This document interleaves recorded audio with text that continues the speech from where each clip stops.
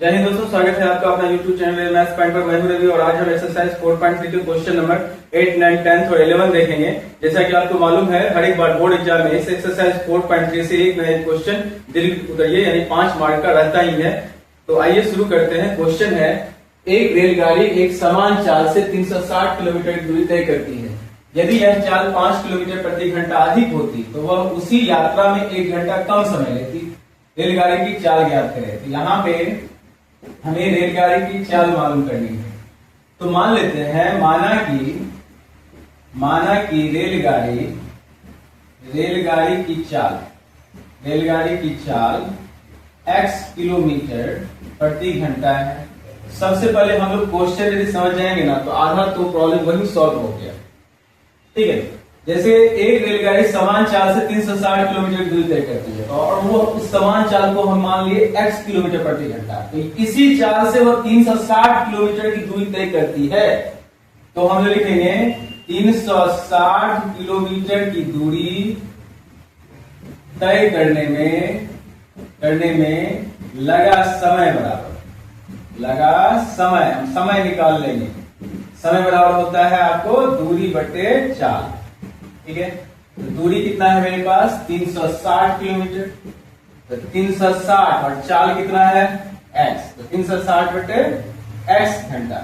यदि समान चाल से वो 360 किलोमीटर की दूरी तय करती है तो उसे कुल 360 बटे x समय लगेगा। अब हम देखते हैं कि 5 किलोमीटर प्रति घंटा चाल अधिक हो जाती है। तो चाल में जो है वृद्धि हुआ, चाल में वृद्धि कितना का, चाल में वृद्धि हुआ आपको 5 किलोमीटर प्रति घंटा। तो अब रेलगाड़ी की चाल, अब जो है आपको रेलगाड़ी की चाल कितना हो गया वो देखते हैं। तो पहले कितना था, पहले था x किलोमीटर प्रति घंटा, उसमें 5 किलोमीटर प्रति घंटा की वृद्धि होता है, बढ़ जाता है। इस स्थिति में इसका चाल हो जाएगा x प्लस 5 किलोमीटर प्रति घंटा। अब इस बढ़े हुए चाल से वो 360 किलोमीटर की दूरी तय करेगी। तो इसी चाल से, कौन से चाल, बढ़े हुए चाल से, इसी चाल से 360 किलोमीटर की दूरी तय करने में लगा समय बराबर फिर दूरी बटे चाल।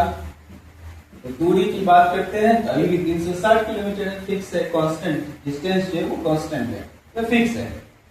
360 बटे चाल की बात करेंगे वो हो जाएगा x प्लस 5 इतना घंटा। 360 बटे x प्लस 5 घंटा कौन सी चाल है, कौन सी समय है, सॉरी, तो ये बढ़ा हुआ चाल से 360 किलोमीटर दूरी तय करने में लगा समय। अब हम लोग देखेंगे कि हमारे पास दो समय है, एक पहला वाला समय है समान चाल वाला और एक जो वृद्धि हुआ उसका वाला चाल है। तो हम प्रश्न से जाते हैं। प्रश्न में, क्वेश्चन में हम देखते हैं गौर से, ध्यान से। तो यहां हम पाते हैं कि जो जब बढ़ जाएगा चाल ना तो 1 घंटा कम समय लेती है, पहले से 1 घंटा कम समय लेती है। मतलब यह जो समय है पहले से 1 घंटा कम है। तो हम लिखेंगे यहाँ पे पहले का समय माइनस अब का समय, अब बट्टे में यहाँ पे जो भी है अब का समय 360 बटे x प्लस 5 बराबर में हम 1 डाल देंगे। ठीक है, आप इसमें से ऊपर में से 360 कॉमन ले सकते हैं या फिर डायरेक्ट एलसीएम करके बना सकते हैं। चलिए देखते हैं एलसीएम करके बनाते हैं। x इंटू एक्स प्लस 5, ठीक है, x divided x into x plus 5, इसको डिवाइड करेंगे तो x कैंसिल क्या बचेगा x प्लस 5। तो 360 multiply by x plus 5 minus 360 x equal to कितना हो गया 1। अब हम देखते हैं यहाँ पे 360 को x से गुना किए तो 360x, फिर इसको इससे गुना किए तो 0 1800 माइनस 360x, अब बटे में हो जाएगा आपको x स्क्वायर प्लस 5x बराबर 1, 360x कट गया। फिर यहाँ पे प्राप्त होगा आपको क्रॉस मल्टीप्लाई करेंगे, ऊपर में 18 आया, x square plus 5x equal to 1800। ठीक है, 1800। अब हम 1800 को अंदर लाएंगे तो x square plus 5x minus 1800 equal to 0। फिर हम फर्स्ट एंड लास्ट मल्टीप्लाई करेंगे तो 1800 लाना है, ऐड करके 45 लाना है, सॉरी 5 लाना है। ऐसी संख्या हम प्राप्त करेंगे। 1800 का आभास कर लेते हैं 900, 2 से 4 से 50 हुआ, 2 से 25 हुआ, 75 हुआ, 3 से फिर 25 हुआ, 5 से लगाए तो 5 हुआ। इसी दो संख्या हमें प्राप्त करना है जिसका गुणनफल तो 1800 तो वही जाएगा, इन्हें आवाज गुणनफल किया इसका हम जोड़ दिया, फिर घटाई 5 लाना है। देखिए 2 गुना 4 गुना 8 पंचे 40 और 3 दिया 9, 9 पंचे 45, 40 और 45 ऐसी दो संख्या है जिसका गुणनफल 1800 होगा। जोड़ देंगे 1 मिनट, प्लस में 5 लाना है, माइनस में 45, सॉरी प्लस में जो है हम 45 को रखेंगे, अब माइनस में 40 को रखेंगे। अब यहाँ पे एक्स स्क्वायर प्लस में 45x माइनस 40x माइनस 1800 बराबर 0 रख देंगे, यहाँ पे लिखेंगे। फिर हम देखते हैं यहाँ x कॉमन आ रहा है, x प्लस 45 लिखेंगे, minus 40 into x plus 45 equal to 0 होगा। अब यहाँ पे हम लोग x प्लस 45 x प्लस 45 दोनों में कॉमन आ रहा है, तो यहाँ बचेगा x माइनस 40 इक्वल टू 0। फिर हम यहाँ देखते हैं x plus 45 equal to 0, x plus 45 equal to 0, then x equal to minus 45 और यह हो जाएगा असंभव क्योंकि चाल माइनस में नहीं होगा। फिर देखते हैं हम लोग x minus 40 equal to 0, then x equal to 40। अतः रेलगाड़ी की जो चाल है समान चाल वह होगा 40 किलोमीटर प्रति घंटा, यह इसका आंसर होगा। ठीक है, इस तरह से हम लोग इस क्वेश्चन को सॉल्व। क्वेश्चन है कि 2 पानी के नल एक साथ हौज को 9 किलोमीटर 8 घंटों में भर सकते हैं। बड़े व्यास वाला नल हौज को भरने में कम व्यास वाले नल से 10 घंटा कम समय लेता है। प्रत्येक द्वारा अलग से हौज को भरने में समय ज्ञात कीजिए।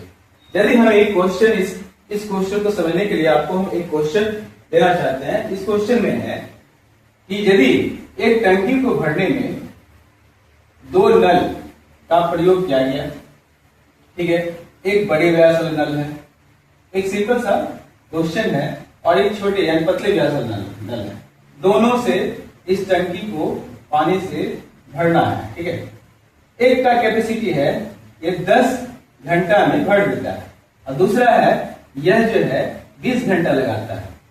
पतला है, इससे थोड़ा सा पतला है तो 20 घंटा लगाता है। एक नॉर्मल सा क्वेश्चन है, यदि हम आपसे पूछे कि दोनों नल को खोल दिया गया, ठीक है, इस टंकी को भरने में कितना समय लगेगा, तो आपको ये निकालना है। ठीक है, इतना समय लगेगा। दोनों टंकी को यदि खोल दिया जाए, सॉरी दोनों नल को खोल दिया जाए तो इस टंकी को भरने में कितना समय लगेगा वो समय हमें ज्ञात करना है। इस तरह के क्वेश्चन बनाने के लिए ऐसे नहीं कि 10 प्लस 20 30 हो गया 30 घंटा लग जाएगा, ऐसे नहीं करना। हम लोग पहले 1 घंटा निकालते हैं कि 1 घंटा में यह नल जो है इस टंकी का कौन सा भाग भरेगा, अर्थात यह हो जाएगा 1 घंटा में 1/10 भाग, पूरे आयतन का 1/10वां भाग भरेगा। और यदि यह नल 20 घंटा में भर पाता है इस टंकी को, इसको हम लोग बोलेंगे 1 घंटा में 1/20। और अब आप इसको जोड़ सकते हैं, इनका जोड़ कर सकते हैं, लघुत्तम 20 आया और यहाँ पे 2 + 1 3/20 लिखिएगा। और अब ये चूंकि 1 घंटा का है, पूरा घंटा निकालने के लिए फिर इसको 1 से भाग दिया जाता है, तो यह पलट के 20/3 हो जाता है, अर्थात 6 × 2/3 घंटा में यह टंकी को भरेगा। यदि एक नल दूसरे से 10 घंटा कम समय लेता है, और यहाँ पे क्लियर है कि एक नल का व्यास जो होगा वो बड़ा होगा, एक नल का व्यास जो होगा छोटा होगा। बड़ा व्यास वाला ज्यादा पानी फेंकेगा तो कम समय लेगा, और कम व्यास वाला कम पानी फेंकेगा तो वो अधिक समय लेगा। ठीक है, मान लेते हैं, माना कि बड़े व्यास वाले नल हौज को x घंटा में भरता है, x घंटा में भरता है। यहां पे हम छोटे व्यास वाले नल को भी x मान के बना सकते हैं, लेकिन हम बड़े व्यास वाले नल को जो है ना x घंटा में भरता है ये माने। इसीलिए छोटे व्यास वाले नल द्वारा हौज को भरने में लगा समय बराबर, कितना लगेगा, भरने में लगा समय बराबर समय बराबर कितना हो जाएगा? तो कम व्यास वाले नल जो है 10 घंटा, बड़े व्यास वाले नल जो है कम व्यास वाले नल से 10 घंटा कम समय लेता है। तो कम व्यास वाले नल जो होगा बड़े व्यास वाले नल से 10 घंटा अधिक समय लेगा। यदि x घंटा में बढ़ता है तो ये x प्लस 10, ठीक है, x प्लस 10 घंटा। अब यदि हम प्रश्न से जाते हैं तो प्रश्न में यह x घंटा में बढ़ता है तो 1 घंटा में कितना बढ़ेगा? 1/x। यह x प्लस 10 घंटा में बढ़ता है तो ये कितना 1 घंटा में बढ़ेगा? 1/x plus 10। कुल कितना समय लगता है? 9.3/8। इसका पूर्णांक तोड़ते हैं हम लोग तो 8 में 72 दिन 75/8 घंटा में बढ़ता है। 1 घंटा कितना बढ़ेगा? यह भी पलट जाएगा, रेसिप्रोकल हो जाएगा, यानी 8/75 हो जाएगा। अब इसका हम एलसीएम लेंगे, x इंटू एक्स प्लस 10 और फिर यहाँ x divided by x plus 10 multiply by 1 और फिर x प्लस 10 डिवाइड x हो जाएगा 8/75, फिर x plus x 2x plus 10 by में x square plus 10x equal to 8/75। अब यहां से हम इसको क्रॉस मल्टीप्लिकेशन कर सकते हैं, 8x square plus 80x equal to 75 to 150 x plus 750। फिर यहां से हम लोग लिखेंगे 8x square plus 80x minus 150x minus 750 equal to 0। अब यहां से आप लिख सकते हैं 8x square minus 70x minus 750 equal to 0। फिर यहां से हम देखते हैं 2 सबसे कॉमन आ सकता है, कॉमन लेते हैं, 2 कॉमन लिए तो 4x square 35x 375 equal to 0। यहाँ 2 जो है 0 के बटे में आ गया, 4x square minus 35x minus 375 equal to 0 हो गया। अब यहाँ पे फर्स्ट और लास्ट मल्टीप्लाई करते हैं हम लोग, 4 पंचे 20, 7 चौके 28, 2 30, 4 ते 12, 3 15, गुना करने को 15 से x स्क्वायर लाना है, जोड़ के 35 लाना है, 50। देखते हैं हम लोग इसका आभास गुणनखंड करके, 2 से 750, 2 से 375, फिर यहाँ पे आपको 3 से 3 3 3 125, फिर 5 से 25, फिर यहाँ 5। यहाँ हम पाते हैं 2 4 12 5 60 25 25, 60 और 25 करके देखते हैं घटा के कि मेरा 35 आता है या नहीं। तो आप देखिए यहाँ पे 35 आ रहा है। 60 और 25 ऐसा संख्या होगा, माइनस में 60x plus 25x minus 375 equal to 0। Then इस दोनों से कॉमन क्या आ सकता है आपको? 4x x minus 15 plus 25 x minus 15 equal to 0। फिर यहाँ पे यहाँ x minus 15 x minus 15 common है, x माइनस 15 आ गया, यहाँ से 4x प्लस 25 बराबर 0। देखते हैं x माइनस 15 बराबर 0 और x बराबर 15 प्राप्त हुआ। यहाँ से 4x plus 25 equal to 0, then 4x equal to minus 25, x equal to minus 25 by 4। यह असंभव हो जाएगा, क्यों? क्योंकि यहाँ पे माइनस में आया है। तो अब हम देखते हैं, लिख सकते हैं यहाँ पे अतः बड़े व्यास वाले नल, बड़े व्यास वाले नल हॉल्स को 15 घंटा में तथा 15 घंटा में भरता है, और छोटे व्यास वाले नल हॉल्स को 15 प्लस 10, x प्लस 10 है ना, 15 प्लस 10 यानी 25 घंटा में भरेगा या भरता है। इस तरह से हम लोग इसको बनाएंगे। नेक्स्ट क्वेश्चन देखते हैं हम लोग। मैसूर से बंगलोर के बीच में 132 किलोमीटर यात्रा करने में एक एक्सप्रेस रेलगाड़ी सवारी गाड़ी से 1 घंटा कम समय लेती है। यदि एक्सप्रेस रेलगाड़ी की औसत चाल सवारी रेलगाड़ी की औसत चाल से 11 किलोमीटर प्रति घंटा अधिक हो तो दोनों रेलगाड़ी की औसत चाल ज्ञात करें। मान लेते हैं, माना कि सवारी जो कम चाल से है, सवारी रेलगाड़ी की चाल x किलोमीटर प्रति घंटा है, मान लीजिए।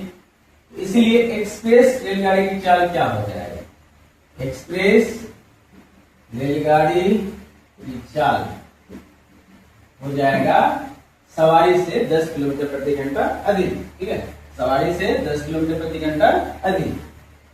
तो यह हो जाएगा x प्लस 10 नहीं 11 किलोमीटर प्रति घंटा अधिक है। x प्लस 11 किलोमीटर प्रति घंटा। अब हम लोग देखते हैं कितना किलोमीटर की दूरी तय करना है। 132 किलोमीटर की दूरी तय करनी है दोनों रेलगाड़ी। तो हम दोनों स्थिति में समय ज्ञात करेंगे। तो 132 किलोमीटर की दूरी सवारी रेलगाड़ी को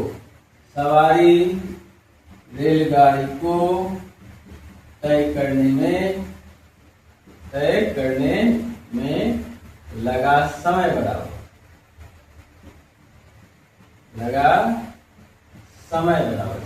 क्या होता है? दूरी बटे चाल। दूरी कितना है आपको? 132 किलोमीटर और चाल क्या है सवारी की? x किलोमीटर प्रति घंटा। 132 बटे x, तो यह हो जाएगा आवर में। फिर हम लोग और देखेंगे 132 किलोमीटर की दूरी एक्सप्रेस रेलगाड़ी को तय करने में लगा समय बराबर। फिर हम लोग दूरी बटे चाल करेंगे और दूरी तो वही रहेगा, लेकिन चाल जो है मेरा x प्लस 11 घंटा हो जाएगा। अब प्रश्न से जाते हैं। प्रश्न में है कि यह जो एक्सप्रेस रेलगाड़ी है पहले वाले सवारी रेलगाड़ी से 1 घंटा कम समय लेती है, अर्थात सवारी रेलगाड़ी एक्सप्रेस रेलगाड़ी से 1 घंटा अधिक समय लेगी। हम लोग लिखेंगे 132 बटे x पहले वाला समय और अब का समय दोनों घटाएंगे और लिखेंगे हम लोग 1 घंटा बराबर। फिर यहाँ पे x कॉमन, x प्लस 11, 132 गुना x प्लस 11, 132 x बराबर 1 हो जाएगा। 132 x प्लस 132 को 11 से गुना करेंगे हम लोग। यहाँ इसका लघुत्तम लिया गया x divided by x plus 11 multiply 132 x plus 11 divided by x plus 11 cancel हो गया, x बचा। x को 132 से गुना किए, अब 132 को x से गुना करेंगे, फिर 132 को 11 से गुना करेंगे। 11 गुना 22, 33 दो 5 अपने 3, 11 3 14, फिर 132x बटे में x square plus 11x plus 1। देखिए 132 से कट गया। यहाँ आया x स्क्वायर प्लस 11x बराबर 1452, क्रॉस मल्टीप्लिकेशन हुआ। फिर हम लोग आगे देखते हैं। क्वेश्चन है x square plus 11x minus 1452 बराबर 0। ये समीकरण प्राप्त हुआ। यहाँ भी फर्स्ट और लास्ट मल्टीप्लाई करते हैं तो 14 से 52 होता है और जोड़ेंगे तो 11। 14 से 52 का आभास गुणनखंड कर लेंगे हम लोग, 2 से लगाएंगे और ये हो जाएगा 7 से 26। 2 से लगाते हैं 2 दूना 4, 2 तिया 6, 2 छक्का 12, 2 तिया 6। फिर 3 से लगाते हैं 121 और 11 से लगाते हैं 11, 11 दूना 22। और देखते हैं हम लोग इसी संख्या जिससे गुना करेंगे तो 1452 तो होगा ही और जोड़ने के बाद 11 लाना है। यहाँ देखते हैं 2 तिया 6, 2 दूना 4 और 11। ठीक है, 11 चुके 44 और 11 तिया 33। 44 और 33 ऐसी संख्या है जिसे गुना करेंगे 14 से 52 और माइनस करेंगे तो 11 आ जाएगा। इसे हम लोग लिखेंगे x square plus 44x minus 33x minus 14 से 52 बराबर 0। और यहाँ से x कॉमन आ जाएगा, x प्लस 44 माइनस 33 कॉमन आएगा तो यहाँ लिखेंगे x प्लस 44 बराबर 0। और इस तरह से x प्लस 44 देखिए कॉमन आ रहा है, बचेगा यहाँ पे x माइनस 33 बराबर 0 और फिर x प्लस 44 बराबर 0 और फिर x का मान माइनस में 44 जो कि असंभव हो जाएगा, माइनस में चाल नहीं होगा तो हम इसको लेंगे x माइनस 33 बराबर 0, x का मान 33। अतः सवारी रेलगाड़ी की चाल जो है, चाल हो जाएगा 33 किलोमीटर प्रति घंटा। और एक्सप्रेस रेलगाड़ी की चाल जो है वो हो जाएगा 44 किलोमीटर प्रति घंटा, क्योंकि वो 11 किलोमीटर प्रति घंटा अधिक है। के क्षेत्रफलों का योग 468 मीटर स्क्वायर है और उसके परिमापों का अंतर 24 मीटर है, तो दोनों वर्गों की भुजाएं ज्ञात कीजिए। मान लेते हैं, माना कि प्रथम वर्ग, पहला वर्ग जो है की भुजा, प्रथम वर्ग की भुजा x मीटर तथा दूसरे वर्ग की भुजा y मीटर है। मान लेते हैं एक वर्ग की भुजा x मीटर, दूसरे वर्ग की भुजा y मीटर। प्रश्न से जाते हैं दो वर्गों के क्षेत्रफलों का योग 468 मीटर स्क्वायर। वर्ग का क्षेत्रफल होता है भुजा स्क्वायर, और यदि उसकी भुजा x है तो उसका क्षेत्रफल होगा x स्क्वायर। ठीक है, और यदि यहाँ पे योग की बात कर रहा है तो प्लस का चिन्ह देंगे, और फिर दूसरे वर्ग की भुजा y है तो उसका हो जाएगा y स्क्वायर, और लिखेंगे इसे हम लोग 468, क्योंकि यहाँ पे दिया हुआ है क्षेत्रफलों का योग 468, इसे हम समीकरण 1 मान लेते हैं। ठीक है, पुनः प्रश्न से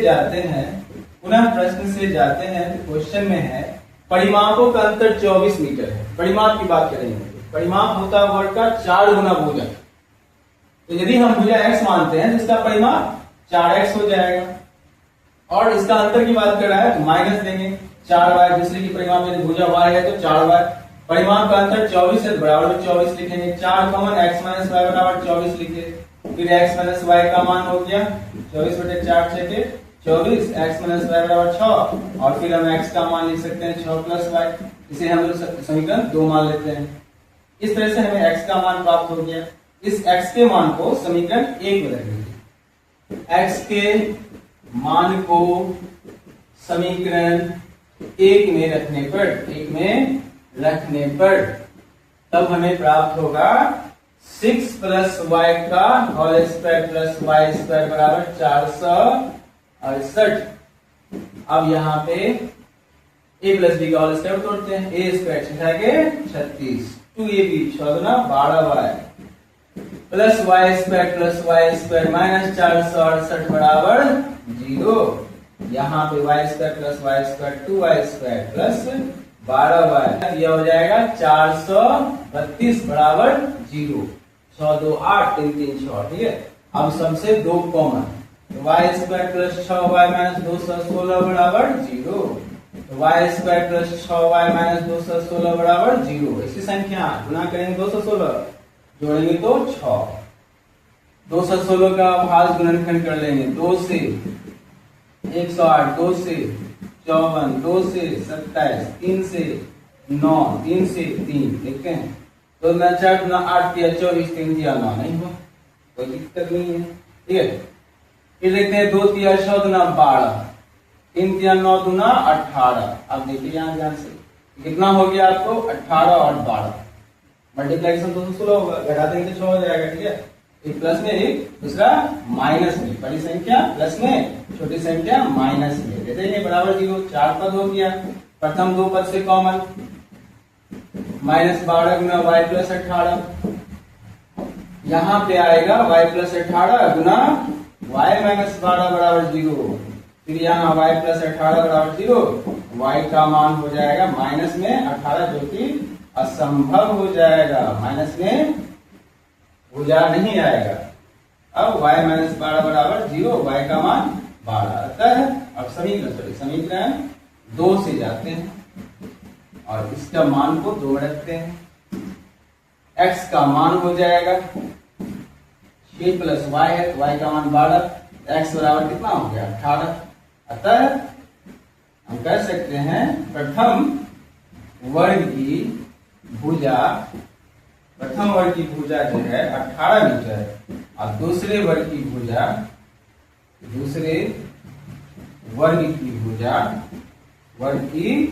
भुजा हो जाएगा आपको 12 मीटर। यह इसका आंसर होगा। ठीक है।